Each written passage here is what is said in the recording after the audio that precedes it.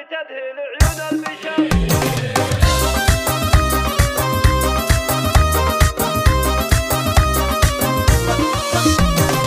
طلت اللي تذهل عيون البشر واشرق النور البهي بقبالها، وقفوا لقبالها عز وقدر تستحق ام العروس جلالها، وباسمها عبد الله يطيب الشعر والقصايد فيها تزهق زالها، والقصايد فيها تزهق زالها.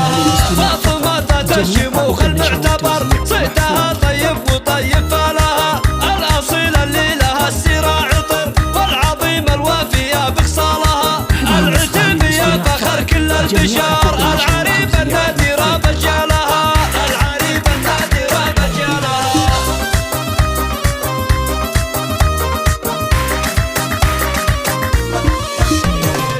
بالعطاء معناها مد البحر الكريم اللي تمد جسالها، ساسها ام العروس عز وفخر ربنا شان العلا اعطى لها، ليله الفرحه لها اعلى اثر والفرح في بنتها يهنى لها، والفرح في بنتها يهنى لها. والعروسه بنتها اخت القمر سارها اللي زينها غطى لها، ساره فيها المدايح كالدرر شيخة الزين الفريد اخصالها، للعروس وامها النور الاغار للمحاسن والمزايا امثالها، يا عسى افراحهم طول العمر والحياه جعل السعاده فالها، والحياه جعل السعاده فالها. طلت اللي تذهل عيون البشر واشرق النور البهي بقبالها، وقفوا لقبالها عز وقدر تستحق ام العروس جلالها، وباسمها عبد الله يطيب الشعر والقصايد فيها تزهق زالها،